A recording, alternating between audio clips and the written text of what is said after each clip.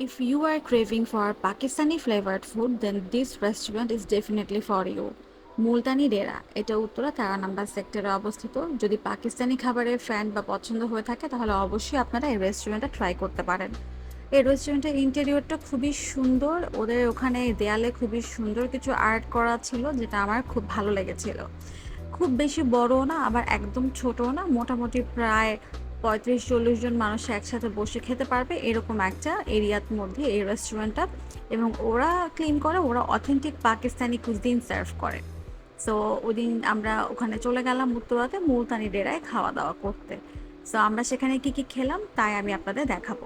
ওদের কিচেন একটা ভিতরে ছিল আর একটা বাহিরে ছিল, বেসিক্যালি কাবাবের কিচেনটা বাহিরে ছিল। সো এখানে ওরা কাবাব মেক করছে আর ওই সাইডে রুটি, পরোটা এবং অন্যান্য জিনিসগুলো বানানো হচ্ছিল। ওদের মেনুটা দিয়ে গেল এবং মেনু থেকে আমরা সিলেক্ট করলাম আমাদের খাবার। অর্ডার দেওয়ার 20 মিনিটসের মধ্যে খাবার চলে আসে। তারা স্টিলের এরকম বাটি, প্লেট এবং কাটলেরিগুলো দিয়ে থাকে। আমরা ফার্স্টে পেয়ে গেলাম আমাদের মিঠি লাসি। মিঠি লাসিটা খুবই আমার কাছে ভালো লেগেছে। এটা ঠিক ছিল এবং খুবই ক্রিমি ছিল। এরপরে আমরা অর্ডার করেছিলাম পুরি চাট। এটা আসলে অনেকটাই পাপড়ি চাটের মতো, টক দইয়ের সাথে তেঁতুলের চাটনি, পুদিনার চাটনি সব কিছু মিক্স করা।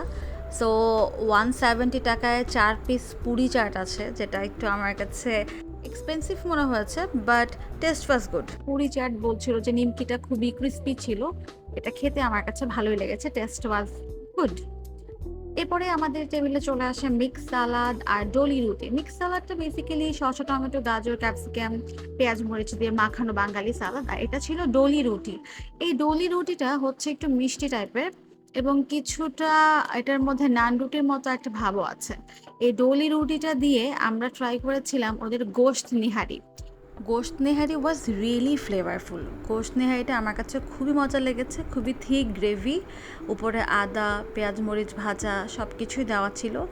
একটু ডিসঅ্যাপয়েন্টিং ছিল যে গোশত নেহারিতে মাত্র 2 পিসেসের মাংস ছিল এবং মাংসগুলো খুব বেশি বড় ছিল না। সো যদি এখানে আরও 1-2 পিস মাংস থাকতো তাহলে হয়তো এটা ওয়ার্থ ইট হতো। ডলি রুটি দিয়ে আমরা সবাই খুবই মজা করে এই গোশত নিহারি গ্রেভি দিয়ে খেয়েছিলাম। আর এদের সাথে সব কিছুর সাথে আসে হচ্ছে মিন্ট চাটনি, ইয়োগার্ট আর হচ্ছে তেঁতুলের একটা চাটনি। ওদের এই 3টা চাটনি খুব মজা। এর পরপরই চলে আসে বিফ শিক মালাই মাখান। অনেক এক্সপেকটেশন ছিল আমার এই ডিশটা নিয়ে, কিন্তু আসলে এটা আমার এক্সপেকটেশনের সাথে খুব একটা যায়নি আনফর্চুনেটলি। আমার কাছে এই বিফ শিকটার ফ্লেভারটা খুবই কম এবং খুবই ব্ল্যান্ড লেগেছে। আমি জানি না কেন, স্পাইসও অনেক কম ছিল। এছাড়া মালাই মাখান ওটা ভালো ছিল, ঠিক আছে, বাট আমার পার্সোনালি খুব একটা ভালো লাগেনি। বেস্ট ছিল ওদের এই চাপলি কাবাবটা। আমাদের সবার এই চাপলি কাবাবটা খুবই মজা লেগেছে। এত সুন্দর ফ্লেভার আর এত সুন্দর ওয়েল কুকড আর উপরটা ক্রিস্পি। এই চাপলি কাবাবটা আমি মাস্ট রেকমেন্ড করব, আপনারা গেলে এটা অবশ্যই ট্রাই করবেন। এটা নান রুটি দিয়ে ওদের ডিপে দিয়ে খেতে এত মজা লাগছিল উইথ সালাদ। এটা একদম বেস্ট। এটা আমি আবার গেলে আবার ট্রাই করব। আর এরপর সবার লাস্টে আমরা অর্ডার করি ওদের একটা কুলফি। কুলফিটা আমার কাছে বেশ মজা লেগেছে। স্যাফরনের ফ্লেভারটা একদম ভরপুর ছিল আর উপরে খুব সুন্দর করে ওরা পিস্তাচিও আর স্যাফরন দিয়ে গার্নিশ করেছিল। সো এইরকম ফুড যদি আপনারা ট্রাই করতে চান, don't forget to visit Multani Dera and don't forget to leave your comment there too. Thanks for watching. আল্লাহ হাফেজ।